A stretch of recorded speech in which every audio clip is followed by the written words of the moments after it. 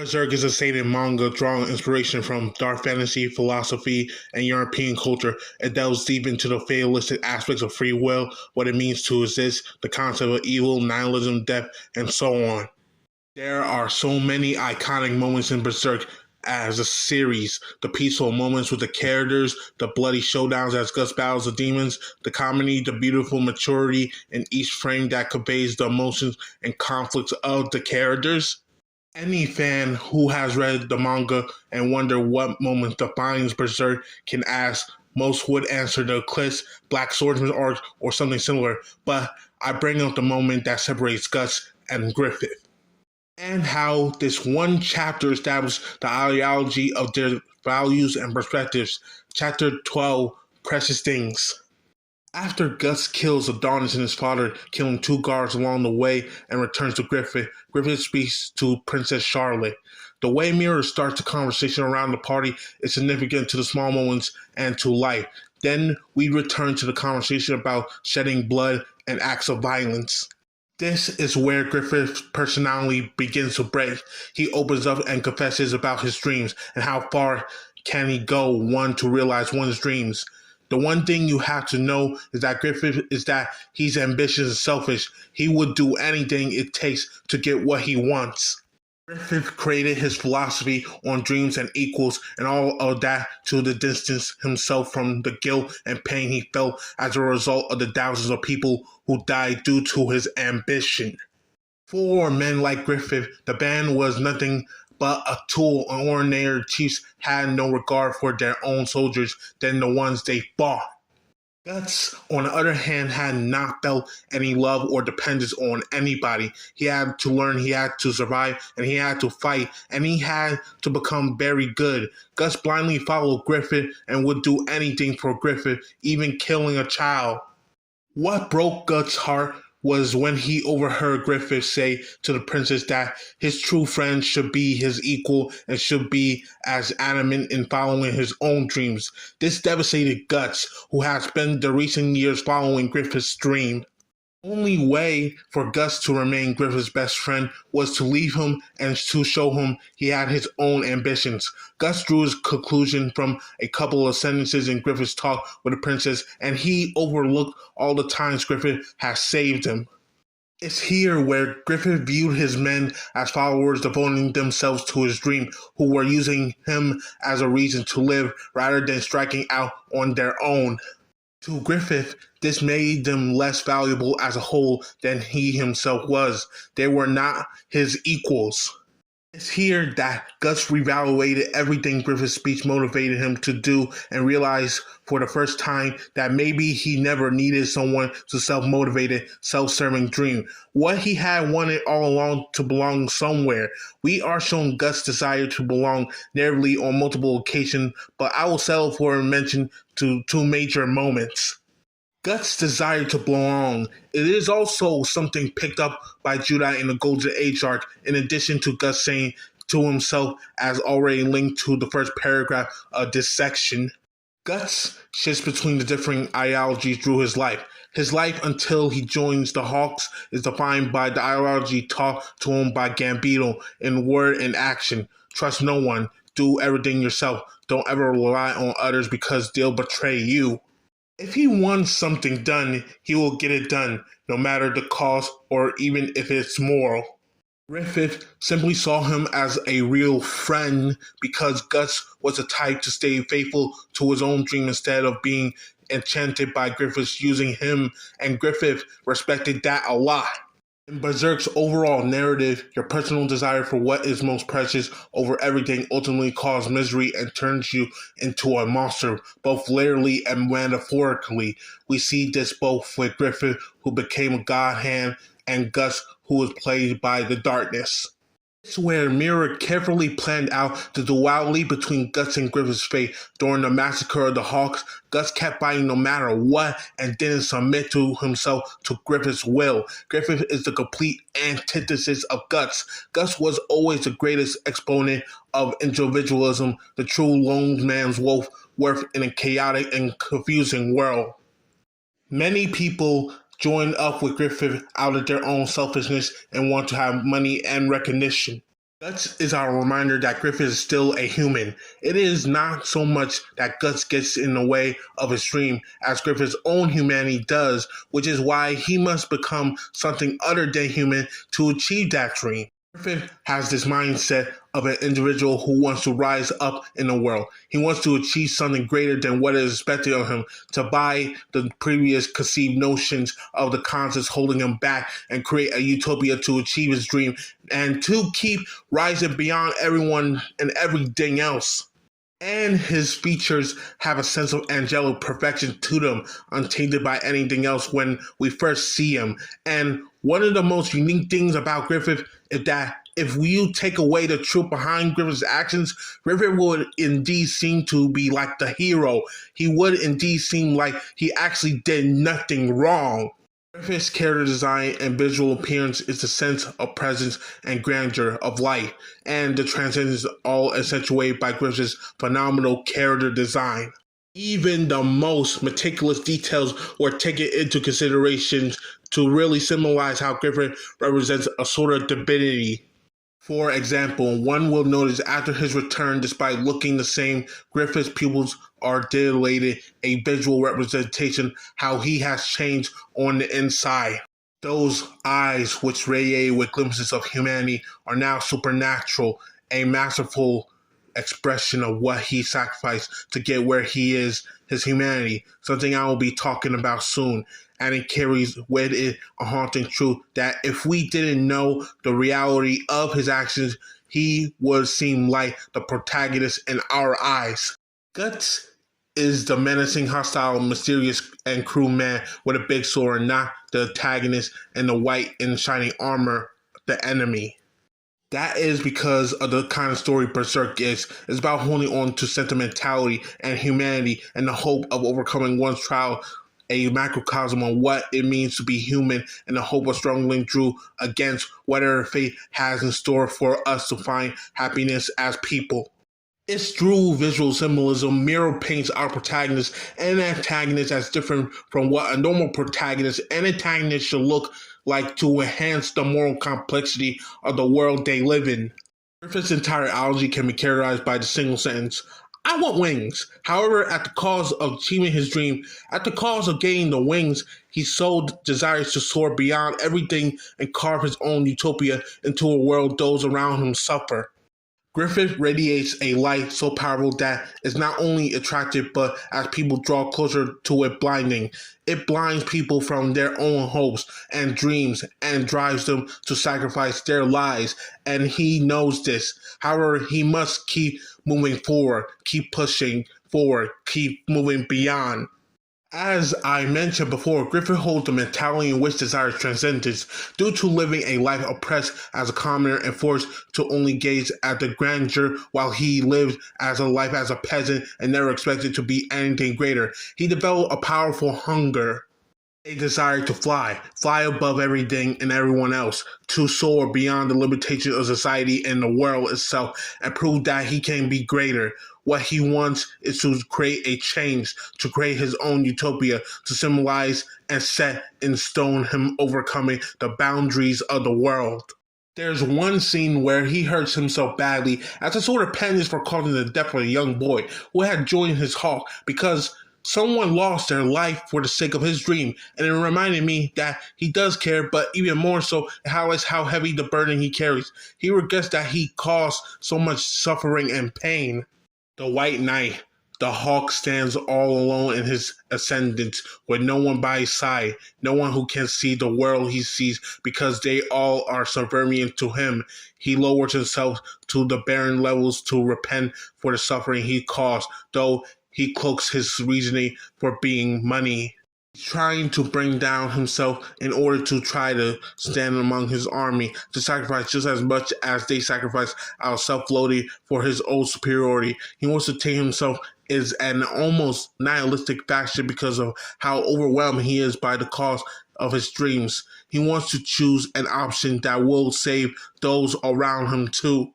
Must continue to remain untainted. He can't stand among them because he carries this burden on his shoulders. He can't save those around him. He must pursue his dream, even at the cost of their own lives. He isn't allowed to choose himself because he embarked upon this path. He doesn't have the right to let himself be tainted.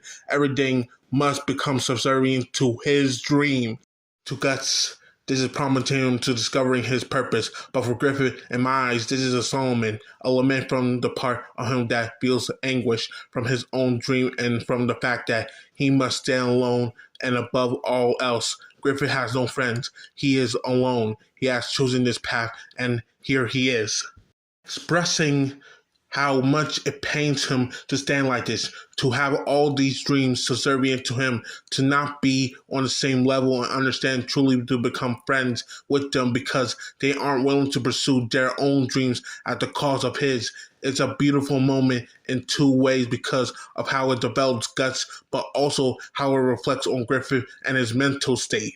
Guts is a representation of his humanity, just like he is in the series. He is the embodiment of human nature and his desire to keep moving forward in the face of adversity. It all begins with Guts versus Griffith, their rematch, the first time Griffith defeated Guts and made him part of the Hawk, a part of his ideal. But here, Guts defeats him. He earns the right to choose his own path, to carve his own purpose. He leaves the Hawks, and Griffith is distraught. Guts is fighting his own path. He was becoming what Griffith may have called a friend. So why was he so distraught? But after some pondering, I understood Griffith felt guilty. He had let a part of him, his humanity, escape from his grasp. He was allowing a part of his ideal, a better supporting the Hawk, to slip away. He was allowing something potentially to stand on the same level as his dream. Everything in this world has to stand below Griffith's dream. It has to be his. He believes everyone should have a dream. They can dictate their life too. But if he allows any of them to surpass, he is betraying all of the fallen dreams that have gotten to this far. If he allows any of these dreams to stand on his level, then the sacrifices of those others would have haunted him. He cannot let anything go. He's prepared to rather kill Guts, kill his humanity for the sake of his ideals. Guts thinks to Griffith his loss will just be a part of his path, a small step which he will eventually overcome, but Griffith's burden is just that heavy. Even the smallest failure and all comes crashing down, the weight of these dreams and expectations. When he had sex with Charlotte, he seemed almost in a daze, and he's thinking about Guts all the while. Not due to anything romantic, but when Charlotte says that she was scared, that she was alone, Griffith succumbs to his humanity. Without it under his control, the burden of being alone, it overcomes him, it overwhelms him, and in his eyes burns and with hatred towards Guts. He feels abandoned as he becomes more and more violent. He uses Charlotte as a way to express his loneliness, his fear, his pain. He lets it all out, thinking only how his own humanity went and betrayed him. And when the eclipse comes, Griffith is reborn, and to do so, he becomes Fento. He becomes the darkness instead of the light. He turns on everyone just like he feels they turn on him in order to be reborn as even a greater light. This time, the loss of their lives means nothing to him. He sees he can become something greater. He realizes his dream once again, and he realizes his resolve, and he chases after it, even at the cost of so many other dreams. That was the way it was before anyways. However, he does it without any hesitation, because the eclipse is him betraying his own humanity.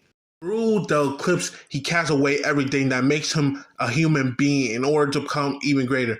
In chapter 93, one of my favorites throughout the whole series, we see Griffith's past as he gets lost on his way to the castle, symbolizing how he fell off his path because there was no one beside him, because his friends weren't there, and when he finds them, they're dead. This represents all the people who promised to reach the castle with him, who promised to achieve his dream with him, but lost their lives along the way. These people, these dreams, were going to die from the very beginning. The belief they would survive was all a lie, and Griffith's hands are stained with blood. However, it's the only way to reach the castle.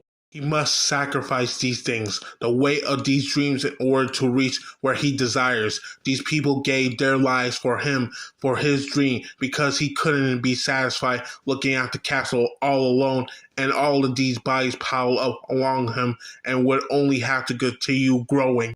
So, there's no use of regretting it now. This chapter confirmed Griffith's psychology earlier.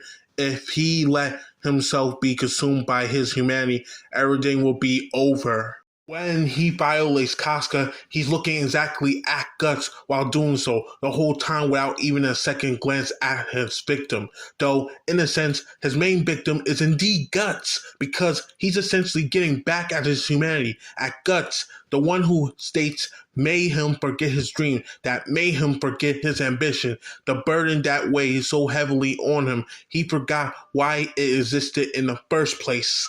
Among thousands of other parts of him which he forced to be subservient to his ideals, thousands of lies and dreams, only the very thing that made him human started to cloud his dream, his regret, his guilt, his burden, all existed because of his humanity in his eyes. And because of what he felt alone without his dreams pushing him forward, a dream which had been muddled, he felt alone, scared, just like he was a child. Casca was used as the means for Griffith to destroy his own human weakness. Griffith was symbolically owning his past weakness by violating the autonomy of one person who loved him the most, Casca. He was established the idea that he was abandoned by his humanity and moved past the person he once used to be. Personal grudges and resentment also play a part here. Griffith blamed Guts for the state he was in before the eclipse. There was a panel in chapter 54 where, when he wakes up in sight of the grief-stricken Guts, he feeble attempts to strangle him, but upon seeing regret in Guts' eyes, his emotions soften up. His love for Guts exceeded his hatred when he was yet human, but when he gave up his humanity and transformed into Femto, he was devoid of his humanity and fundamental human emotions while still possessing his memories, ambitions, and ego. Now all the love was gone, and all there was left in him for Guts. Griffith's hatred that had been brewing in the dark for years. Griffith actually violated Casca was a way for him of punishing Guts for leaving him, which in his mind was treason. This was done to finalize his perceived revenge upon Guts. In his mind, Guts leaving him led to his demise, since in his mind he took everything from him. He was going to take everything from him too. Guts view Griffith in the same way that Griffith states himself. What Griffith did during the eclipse should have been somehow natural in Guts' opinion, but this, however, again is a matter of controversy given what he did to the Casca during the eclipse and how he was looking at Guts as well as Griffith's emotions right before the eclipse. You see, Griffith is someone who requires control to necessitate not only his own innermost personal desires to satisfy his ingrained unconscious longings. However, also for the sake of those who lost their lives to him, Griffith is someone who frequently portrayed throughout the story as a personification of amoral and utilitarianism, accepting the consequences required to making his dream a reality. Griffith was destroyed, and he needed his persona to help him cope with it. However, through Guts, it was eventually destroyed as a result of that loneliness and that guilt. The burden his persona is unhealthy and helped him run away from it, sees him as least, and that is the reason for his devastation. Griffith was doing it to infer he was the dominant one again to hurt Guts, especially because the reason he had been in prison is because he lost his mind when Guts said he was leaving the Hawks. Griffith's new development appears well away currently from any form of vengeance, but I dare say at the moment he realized he could do whatever he wanted and get back to the person who reminded him of his fragility. He took it.